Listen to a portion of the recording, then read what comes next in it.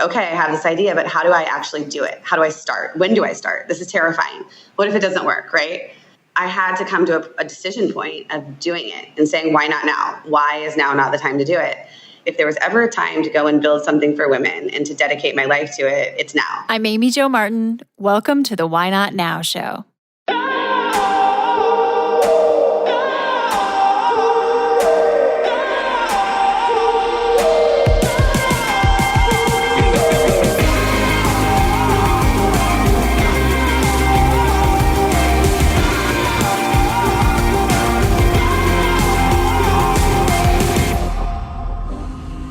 You know that thing you've been thinking about doing?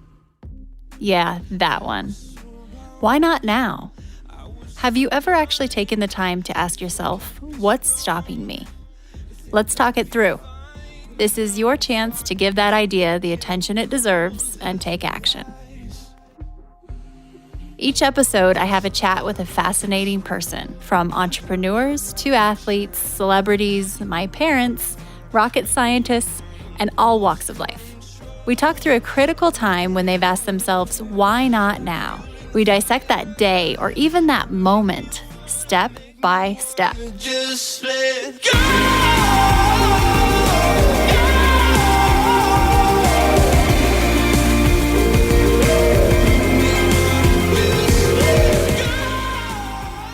Our guest today is Amy Nelson. She is the founder of Riveter, which is, on the outside looking in, it seems like it might be a co-working space for women, but it's actually much, much bigger.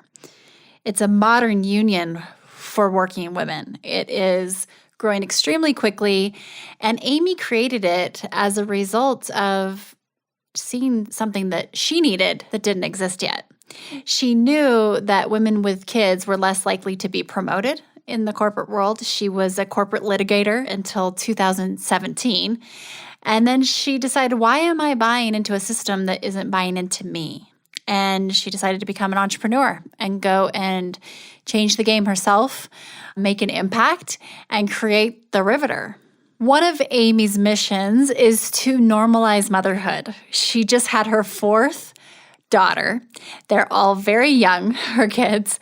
And so she's got these 4 kids, but she continues to push forward and build her business alongside of being a mom. And she encourages that. She's doing this in a way that allows people to see how it can be done. And of course, there's no right or wrong way to do any of this. However, what I've noticed is that seeing is believing. And so for her to share how she's navigating her days with a newborn and with 3 other young girls while being a founder, an entrepreneur, a woman in business is refreshing. And it allows for me to open my mind even about how I'm doing this. And I think that that's one of the most refreshing things is that, we talk about things, but sometimes you just have to literally see it, see how the juggle works, see how sometimes the struggle works, and the beauty of this coexistence. She literally demonstrates this through her social media presence, day by day, play by play, the chronicles of her taking her newborn to a board meeting, to an investor meeting, on a flight to go and speak at an event. And she shares some of the things that are amazing about it and also sometimes the challenges, which is the truth. And it can be very messy at times. And it's also an amazing luxury to be able to bring your child and integrate your newborn, in this case, into your day, into your work life. That's what she's trying to help other women do as well. Amy and I also talk kind of lightheartedly about some of the conversations that come along with being a new mom and the opinions about maternity leave, about people maybe feeling like you're working too hard and or you look tired, and just how we've dealt with some of those comments and opinions that are being projected at us. One of the things I appreciate about what Amy is doing and what she's building is the inclusivity factor. So she, of course, is empowering and supporting this effort of normalizing motherhood, but she's also including men in a big way.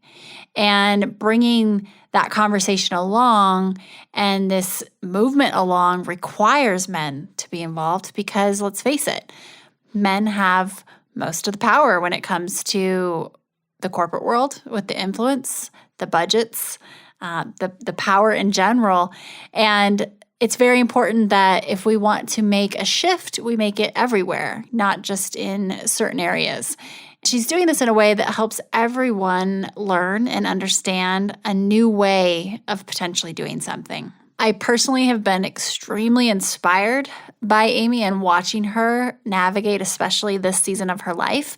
And I'm honored that she is in this next boot camp, this Renegade Brand boot camp coming up for the fall, and look forward to working with her more. And I encourage you to follow her on social media because she does demonstrate a new way of doing things and doing what matters to you and living in that work-life integration versus separation philosophy. We tackle the most taboo topics on the Why Not Now show. Oftentimes, you're hearing guests share things they've never shared before. In the spirit of things we don't typically talk about, you should know that the Why Not Now show is supported by Poopery, the original before-you-go toilet spray. It's magic. My friends at Poopery have literally taken the smell out of you-know-what. This pure blend of essential oils stops bathroom odor before it begins.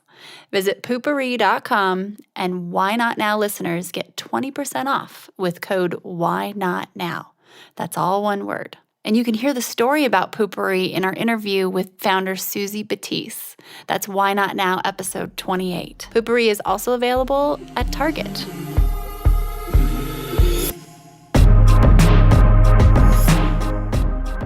Amy, welcome to the show. Thank you for joining me today.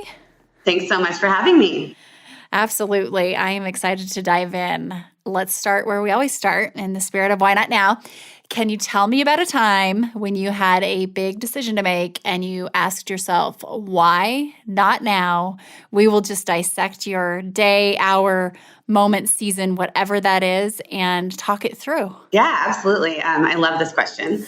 I think for me, one of my most recent why not now moments was really about starting my company, The Riveter. I was a lawyer for a decade. I worked in New York and then later in Seattle. And after I became a mom, I really felt like kind of the world shifted around me and how they looked at me. And I felt like I got a lot of questions about like, oh, do you want to work on this case? Are you going to come back after you have a baby? All of those things. And so I eventually decided, I was like, well, maybe I should go out on my own as a lawyer. And so I thought about that and then started taking classes on how to start a business because I'm super type A and I don't have an MBA. And those classes were held in different kind of co-working spaces. And I was really looking for, as part of taking those classes, like a community of women who I could talk to about starting a business or who were thinking about pivoting their career. And I really could not find it when I was trying to explore starting my own legal practice. And so eventually I thought, well, what if instead of starting my own legal practice, which ultimately might not be that interesting to me if I'm being honest, what if I built a community of women that I'm looking for? And so I started to think about what that would look like and how it would shape, and really kind of like wrote a business plan and thought a lot about it. But I didn't know, I was like, okay, I have this idea, but how do I actually do it? How do I start? When do I start? This is terrifying. What if it doesn't work, right? I had to come to a decision point of doing it and saying, why not now? Why is now not the time to do it? And it was ultimately after the 2016 election that I figured if there was ever a time to go and build something for women and to dedicate my life to it, it's now. And so I just quit my job and I took off. I left from my last day of work and headed straight to a meeting about my new company. And, it's been almost 3 years later and here we are. And here you are. And you are you in 7 different states? Is that correct? Yes, we are. Mm-hmm. And let's go back. And I want to get to Riveter because full disclosure, we just not only chatted, but have gotten to know each other over the last couple of months. And it's so aligned with everything I am going through right now and organic to my life. And with Lincoln is joining the fold. And so we will definitely dive into that. But I want to go back to that moment that here you are, you've built your career, you're an attorney, you have your first child. What are some of the things that were kind of swirling around that were allowing you to kind of realize, okay, this isn't necessarily the situation that I want to be in anymore, or our culture just hasn't necessarily gotten to where I need it to be in order to live how I want to live and have this combo. What are some of the things that people are experiencing? Because I bet that will be very relatable to a lot of women. On the one hand, I looked at the numbers, which the numbers can seem very far from us, but when you start kind of living through them, you're like, yes, this makes sense. And so when I say, like, go to the numbers, I was like, well, I know that women don't make the same amount as men, right? And I also knew after I had kids that, like, mothers make less than women without kids. Like, the pay gap for mothers is worse than it is for women without kids. And then I also, and then, like, women are less likely to get promoted than men, and women with kids are less likely to get promoted than women without kids. And so I started thinking about all these things, and I was like, well, if I'm in this system and it's not buying into me, why am I going to buy into it? I think that was, like, the question I kept asking myself, because I wanted to work, but I knew that if I was going to trade the time away from my kids, because life becomes a trade, I think, a lot of times when you become a parent. That's not exclusive to mothers, it's for everybody. I was like, if I'm going to trade this time away from my kids, I want it to be both meaningful and, like, I want to be rewarded for it. I want to be paid. I want to, I want that financial reward that I'm seeking. And so I think, like, that was going on in my head a lot of, like, this doesn't make any sense to me. And I really had this experience that was totally crazy, where I was on maternity leave with my second daughter, and my boss quit, and the gentleman between me and my boss in hierarchy was promoted to her old position. And I went in on my maternity leave, and I was like, hey, since you were promoted to our boss's old position, will I be considered for a promotion to your old position? And he was like, well, we've talked about it, and you just had a baby, so it's not the right time. And I was like, whoa, like, that's insane. And also, like, these are attorneys. You're an attorney. Lawyers are saying this to each other. What the hell are other people saying this to each other? So those are the things that were going on. And then I think on the other hand, I mentioned, like, trade my time for something meaningful. And I think I had a hard conversation with myself that was like, I chose to go to law school 13 years ago. I've been practicing for a decade. Some days I've loved it. Some days I haven't. And when I think about my life's purpose and what I want to do, I want to do something that makes a difference for women and girls. Like, that matters immensely to me. And so I had to head into a place where I could do that. It reminds me of, like, a conversation or just a situation that keeps popping up in my life. And it's kind of swirling. And that is, so many women are leaving their corporate fancy jobs and embracing the MLM, multi-level marketing, network marketing, whatever we're calling it these days, systems for brands that they believe in, because they are making more money now. They're making more than their six-figure whatever income they had before. They have more freedom, flexibility. They can be with their kids. And it's kind of like a little bit of a flip off to the corporate structure, but it's also, it's so much smarter, it just works for them. And so there's this influx, like this wave of women doing this. And the reason I know this is I've been invited to speak to a few of their conferences, and they're very progressive women. They're very smart. This isn't the old school kind of pampered chef Avon crowd, although they're great too.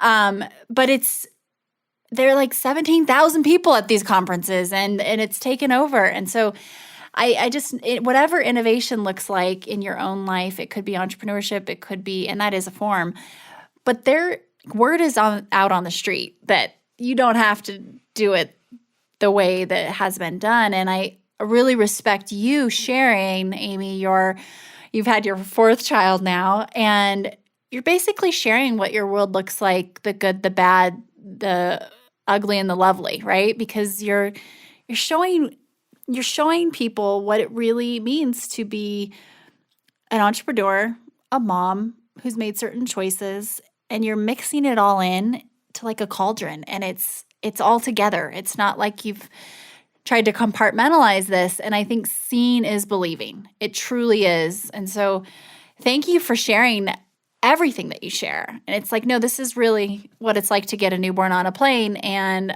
you're making it work, right? Well, I think, like, to go back to your earlier point about, like, the multi-level marketing, or I heard a term the other day, personal service corporation, that I loved, because I think that these are very serious jobs that women work very hard at. It's primarily women work very hard at. And I feel like sometimes they get bad rap. And it's like, no, these are incredible corporations that allow women to build their own businesses inside a really amazing structure. And I absolutely love them and completely understand why so many women are making that pivot to go work for personal service corporations. And I think it's awesome. And I love that term. I just love the rephrasing and positioning. It's so much better in the connotation. I love it. And one of the reasons I love it is that a friend of mine started a personal service corporation called Park Place Payments, because like the payment industry is 99% men. And so she's like, women should be in it, which totally makes sense. And it's called Park Place Payments. And so anyway, but the cool thing about it is everyone who works there is an account executive. And when you think about a resume, and if you're, say you want to take a job that's more flexible for 5 years while your kids are young, you could end up with a resume gap. But if you're working for a place like Park Place Payments and you're an account executive, that's a real job and that's really meaningful. And I think like as we think about careers aren't linear, there are ups and downs and how to stay in and how to keep making money, like things like that are excellent paths to choose.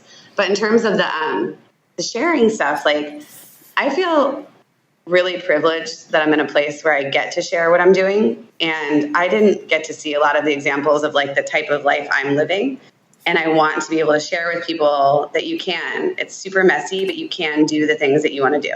And we've talked about a lot, Amy Jo, like seeing is believing. And it totally is. And if you can see it more, then hopefully that gives some people some like, okay, I can do this. Mm-hmm. Absolutely. And and if you follow Amy, Amy_Riveter, right? That's your Instagram.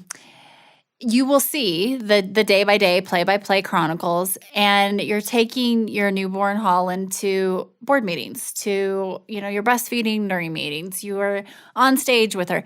And it just is fascinating to me because this doesn't have to be so abnormal. And it's a form of innovation, and it is what it is right now. We kind of have to take things and meet them where they are. But what I really appreciate is that you're having this conversation and sharing from a place of not trying to flip the other side off, but help them along and help people understand each other's side.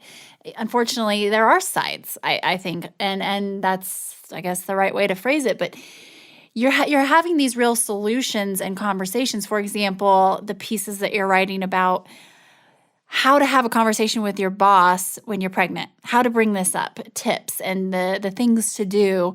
And also as a manager, how to have the conversation as well. So if you are in that more corporate kind of infrastructure, there are still things we can do to progress. You don't have to necessarily take a 180 and you can if you want, but it's like we do have to bring the system along because everybody's situation is different.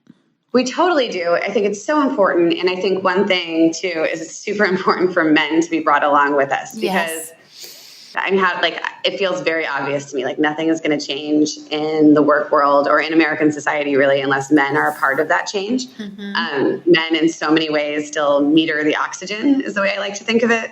They're in the CEO seats. They're running the banks, right? And they're the majority of our legislatures as well. And so I think it's really important to think about like, how do you get men to be a part of this understanding that women can work and be mothers and do all the other things. Like, I still think we see motherhood as some sort of like distressed asset in the workplace, and it's not. It's actually an advantage. And so I think the more men can just see it happening, the more that they'll understand. Absolutely. And understand how they can play the role versus not having that true understanding and having solutions brought to them like you are doing. And I do feel like, especially, let's just talk about the co-working space again for a moment, or really this applies to anything in general. We love that good old pendulum swing, right? And it's kind of there have been so many things I know across my career where it would have been easy to just make a hard right and say, that's it. I'm just going to go over here with the women, try and do it myself, whatever. Or if you look at the different movements that we've seen, and I actually think sometimes those can be more harmful than helpful, because you are right. The power still, and it will be for some time unless we see some major acceleration, is in men's hands when it comes to money, when it comes to influence, when it comes to a lot of different levers. And that I think of co-working, and one of the things that really attracted me to Riveter was you do allow men. And just from a pure business standpoint, to be able to be a member there, I have to be able to have meetings with men to do business, right? It would be very irresponsible for me to try and negate that. So I think it's just a big statement with how you've set up the Riveter, is that yes, it is a union for women, and the things that you're doing haven't really existed prior. However, it's not exclusive. It's so powerful to be standing and really sharing and empowering for something, but not excluding at the same time. Yeah, and I think it's a hugely important part of what we've been doing. And from the beginning, we wanted to be inclusive of all genders, because, like we're saying, it's just super, and from a tactical standpoint, it's so, most women work with people of other genders and men, and it's you need to be able to do that work. Or most companies are teams of mixed genders, which I think is really important, because we always say that diversity breeds better results, and we talk about it a lot in the context of getting women in the boardroom. But as running a company that the Riveter that is 90% women, it's really important to me that men are on our staff as well, because I need that diversity of opinion and thought, just like we need people of different ages. So yeah, it's really exciting.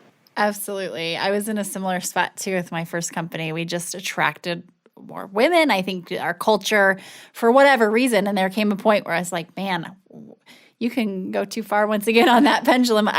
We need more men. We need that diversity and that all of the different traits, masculine and feminine, regardless of your gender. But okay, so let's talk a little bit about good old social media. And as you've shared, you continue to share your journey right now. What are some of the surprising things that you've come across with really just telling it like it is? And there has been zero filter. I mean, and that's really what I appreciate. And I think that that's what's going to resonate and help move things along. I think 90% of the feedback I've gotten is incredibly positive and makes me feel so inspired, because I'm hearing stories of other women who are having babies and starting companies, or, staying in their career in the way that they want to, and stories of women who are doing it differently because that's what they want to do right now. And I think it's really amazing to hear all of those different stories and to be able to connect with people.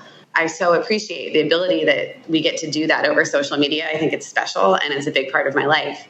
There has been about 10% of the feedback that I hear a lot, Amy, slow down, you're not taking care of yourself.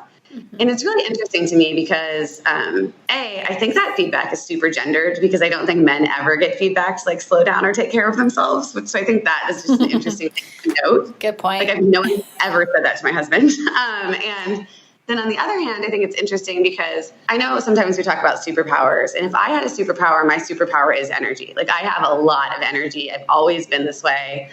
And so for me, and I also feel in the postpartum period, for whatever reason, and I don't know if there's any science to it, I feel I have even more energy and I'm focused, right? And so for me, I'm just taking advantage of all of those things and living the life that I want to live. And the life I think is wonderful for my family. And so it's hard for me to hear slow down, take care of yourself, because I am taking care of myself. Do you ever feel that way? I mean, as a mother now. Absolutely. And it's funny how, so many things that you just said resonated with me. And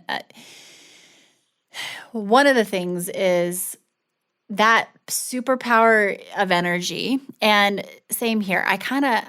I'm a fairly quick pace person.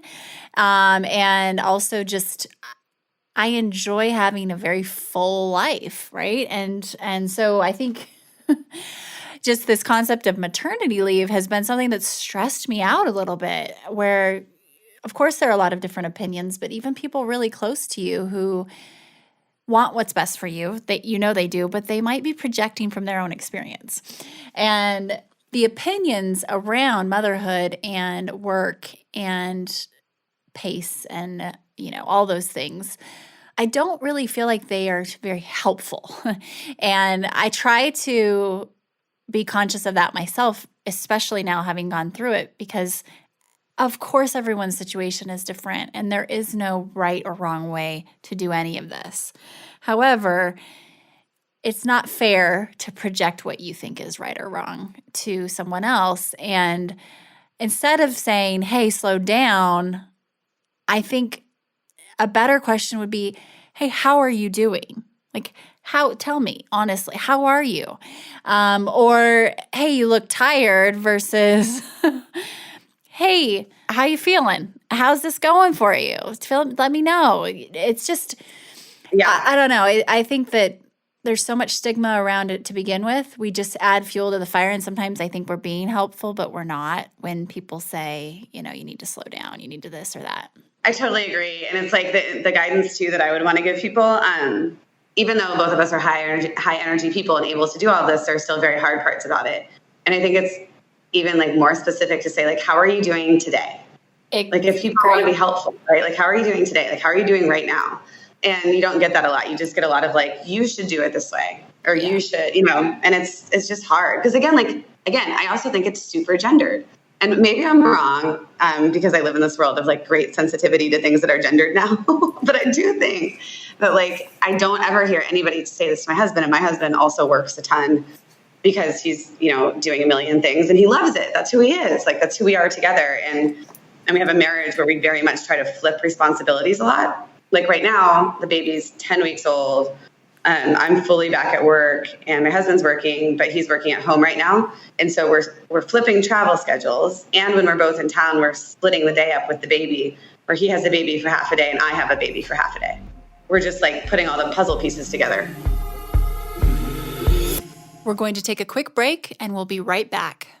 If you are digging this podcast, please do us a favor and subscribe, rate, and review on iTunes. It just takes a moment and it means a ton to us. Also, after recording more than 100 episodes, I've created a bit of a cheat sheet on the top 5 things I've learned from renegades and how they get from idea to action, from dreaming to doing. I will email you the downloadable PDF when you subscribe to my newsletter. Just head to amyjomartin.com and click on Connect with Me. And you totally are just figuring it out, right? And sometimes it's might be a little bit messy and sometimes it's probably super smooth and in flow. And that's what I think is the key, is there is not a template for this. However, seeing is believing in terms of creating your own. And that's literally what you're doing. So as it relates to entrepreneurship in general, what are some of your biggest surprises about, having had a pretty, specific path up till this point, up till 3 years ago, being an attorney? I imagine that's fairly structured and it's got a nice box to it if you want it to be. And then you enter this world. What are some of the biggest surprises? Yeah, I think the biggest surprises for me are what has been hard and what has been easy. So, as an attorney, I didn't manage people. I went in, I did my cases, once a year I got feedback for 5 minutes. It was just really you're either on partner track or you weren't. And so now I live in a world where I have a big team to manage, and managing people is hard. And it is a skill that you have to learn.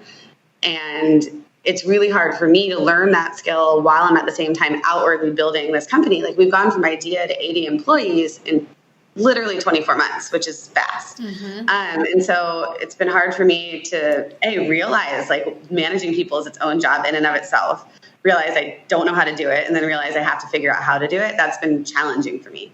I think other things that have been hard are, the idea of competition, right? Because so the Riveter, there are other people in our space who are building amazing companies.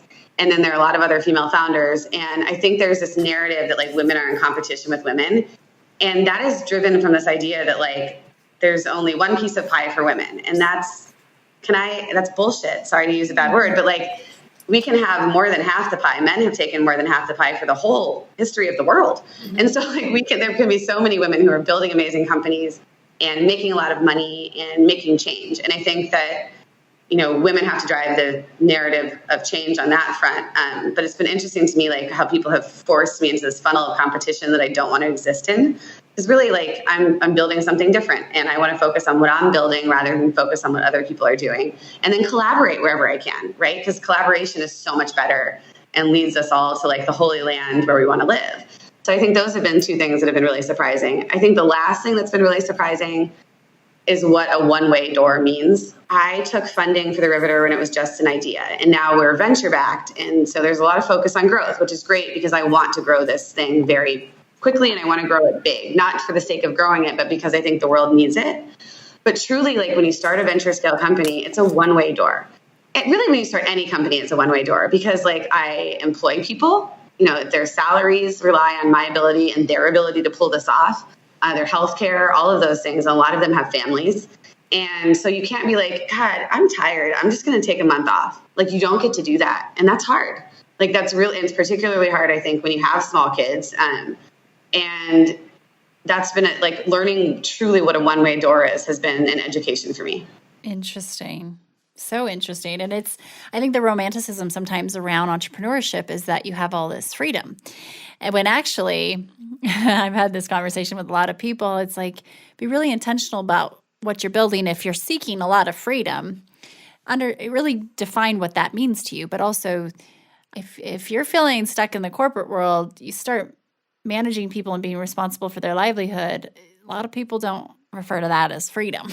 That's more responsibility. So, and so the Riveter, in terms of what you're doing, it just feels so much more like a philosophy and a movement and a way of life than even a co-working space, although that's a component of it. How is it more than that? Like, what are the things that you're doing which I know you have these things in place and also on your roadmap in terms of making an impact even that transcends your 7 states and cities that you have physical locations? Yeah, absolutely. I mean, when I started the company, it was never really just to build these co-working spaces, which I think it's really important that we have these physical spaces. But the way that I look at the Riveter, and I've looked at it for a long time and have just started really talking about it this way, but I've looked at it for a long time as like a union for working women. Because so much has progressed in the workforce. Like robots can do so many things. The machines can learn everything. And yet we still have all of these outdated and insane biases against women in the workplace. And it doesn't make sense to me. And it turns out you can't legislate bias away because it runs too deep and you can't, I don't think an algorithm can solve it. But what can solve it is the collective power of women and people who care about women working together. And I think we need to solve for it on the political side, but we also need to solve for it in business and where women work, because I do think that economic power is a path to power in this country. Mm-hmm. And so we've really framed this thing up as a modern union for working women. And we do that through having these workspaces, which we look at as union halls. And in these union halls, you can work, but you can also gather for change. We opened our doors across the country to anybody who's working on efforts around reunifying families at the border. So we have people in our spaces working on those issues. And then we have events. So we do everything. We've had really amazing events with luminaries like Maria Shriver and Sheryl Sandberg and Ijeoma Oluo and Howard Schultz. And then we do a lot of day-to-day programming on and you would be the world's best expert on this, but we do things on how to build a social media platform when you're starting your small business, or how to raise money if you want to build a venture scale company. We have office hours with tons of VCs, venture capital investors, which is great. And then we also have a ton of member benefits. So we've built out this set of member benefits where it's if you need childcare, we have offsite childcare discounts. If you need clothes, we have, a discount for a monthly clothes rental subscription. And we're working on really building that out more. And I think the final piece that we've really just started sharing with the world is the Riveter Media. I really looked around the world over the past 2 years since I've been endeavoring into the Riveter, and I've tried to find a media platform that takes women seriously and that talks to working women about, okay, you're doing it. We're not going to talk to you about how you can't have it all or how you can't balance it all. We see that you're doing it, and we're just going to talk to you about women's stories who are doing it too. Talk to you about, resources out there that can make it better. And so we're building that for people, and that's incredibly exciting.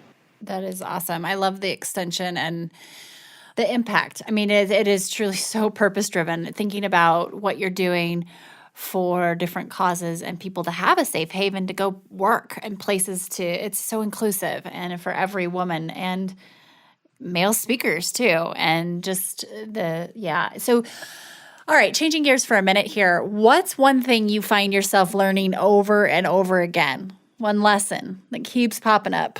A lesson that keeps popping up for me is, this is really specific, but when I get scared or fearful, I dive right down into minutia and detail and tactics instead of taking a minute to step back and say, okay, what are you really scared about here? And is this a real thing to be scared about? And I do it all the time. And so I have to step back and stop myself. And I am not at a place where it's automatic. I still have to catch myself. And sometimes I don't catch myself. And I spiral into the tactics and details very quickly. Do you have any examples recently where you caught yourself doing this? Yeah, yes, definitely. I was thinking the other day about our future openings plan and how I was okay, do we have every city that we want to go to next year lined up and all the research done? And I got scared that we wouldn't get it done in time. And so I started pinging people on my team about hey, have you done research on what fitness brands are in city X, which is a very specific and ridiculous question. And I probably asked 10 questions like that of 10 different people, pulling them away from the work that they were doing for something that was of no consequence on a Tuesday in August. Mm-hmm. And I needed to step back and be okay, what you're afraid of is not growing the way you want to grow. That's underway. It's going to take time and it's going to happen. And you need to breathe and know that your team has it covered because they do. And so that's just, it's a work in progress. Mm-hmm. I love how self-aware you are, though. That's gotta be, that's how we iterate, right? I will tell you that growing a company at hyperscale, you have to get really good at learning what you're really bad at really fast. Mm-hmm. Because if you keep repeating those patterns, it's hard for everyone around you. Yeah. And it'll show up in the business. It's a big, huge mirror. Kat Cole mentioned that, just the fact that when we lead, the results become a big, huge mirror of what we're doing because a lot of it is setting the tone. Okay, so are you reading anything right now? Is that a silly question? It's not a silly question. I am actually right now reading Reboot by Jerry Colonna, who is a executive coach. He's a friend of mine, and he wrote a really great book about his journey and, kind of the emotional intelligence and thought leadership it takes to run a company and other things around that. And where do you find the time to read? What are and just to give everyone a little bit of a perspective here, a glimpse into Amy's world right this moment. So we are clearly not in the same place. Well, that's not necessarily obvious, but it is now since I said it. And I am watching her. She's putting makeup on. She's pumping. She's holding the conversation. She's probably looking at the clock because I know you have an all-hands meeting to get to. And so just for inquiring minds, where do you read? So I read a lot. There are half-hour chunks when you get on a plane where you're taking off before the Wi-Fi comes on. Mm-hmm. And I always use that to read. And I'm on planes a lot, so that I get to read a lot during those periods. And then I sometimes read in the back of a lift. I'm in lifts a lot, so I'll read in the back of a lift. Those are the two main places that I take the time to read. Love it. Very cool. And time management tip. Do you have one that comes to mind? So again, 4 young kids, founder, CEO of a fast-growing company. Time. I think there's 2 things. I calendar all the personal stuff too. When I'm in town, which is the majority of days, I'm in Seattle where I live, and I block out time with my kids on my calendar for my team to see. And I try to do a huge chunk in the morning. My kids get up really early at 6, so I do 6 to 9 or 9:30, and then I work late. Or I go in really early and I leave at 4 and I do 4 to 7. And then I get back online after. But I block it out so that nobody puts a meeting over it. And then I personally look at it and I'm okay, that's the time I'm going to spend with my kids. So I have it in my heart and my mind when I'm missing them, that I get to have that chunk of time with them. I think the other thing that helps me manage my time, because I constantly get peppered or bombarded with things during the day that I hadn't planned to focus on. And I go back, I write out, because I'm a big hand writer. I still journal by hand. I'm very analog. I was born right in between Gen X and the millennials. We both were. And I write out kind of like my 5 things that I want to get done that day. And one thing might be like pay for my daughter's birthday cake, but like there's 5, like it just makes me feel better to write out 5 things. Or one of them might be like finish 2020 business strategy, 5 things that I'm crossing that off the list. And I get a lot of joy of crossing it off the list. But coming back to that list really helps me manage my time. Love it. I love it. So just to reiterate what you just said, I'm going to start doing this. To be able to see on your calendar, like for me, Lincoln time, and just have that. And I know it's there. I know I'll do it. However, to physically see it on my screen, I think is a huge psychological, just little hack to be able to grab that mom pride versus mom guilt and just remind yourself, no, it's there. I've got my roadmap for the day. He's on it a lot. And here I am right now wearing possibly a different hat in this moment, right? But I will be able to see. I love that. And I hope other people embrace that too. Anything else you would want to share as we're closing things, and then also letting people know how to follow you? I mentioned your Instagram handle, but feel free to do it again, or website, all that good stuff. Yeah, thank you. I mean, I would just say I'm really proud to be part of this amazing group of mothers like you who are showing the world that we can build lives how we want to and be successful at both parenting and work. I think it's really important because I think the narrative for a long time has been that you can't do that. I think the media pushes that narrative. I just think it's so interesting. And I think the more we see women doing it, the more other women will understand that it is possible and that men will too. And so I think it's something that we've really become friends over, and I love that, which is amazing. And I would also love to connect with more of the people that you're connected with. And so you can follow me, yes, on Instagram, but also on Twitter at Amy_Riveter. And then my company's website is www.theriveter.co. And all of our social handles are at the Riveter Co. The Riveter Co. Awesome. Thank you for doing everything you're doing and really normalizing motherhood more. It's been refreshing to me as a new mom who's new to this club and seeing like, oh, you know what, there are some other ways and I could make this up as I go because she's doing it. So it means a lot and it's important work for our entire society, not just moms. Everyone will benefit from the work you're doing. So thank you so much, Amy. And we're going to continue to follow your journey for sure. All right. Thank you so much.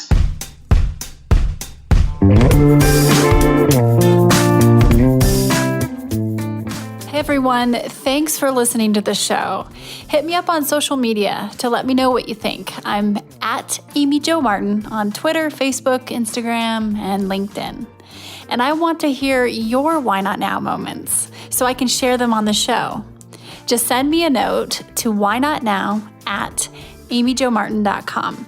For show notes and other offers, you can visit amyjomartin.com/whynotnow. And while you're there, don't forget to sign up for my email newsletter for exclusive content and announcements. A big thanks to Rock Salt Music for all of the tunes by the talented John Coggins. And of course, a hat tip to Richard Brewer for editing and producing the show. I'll see you next time. And until then, why not now?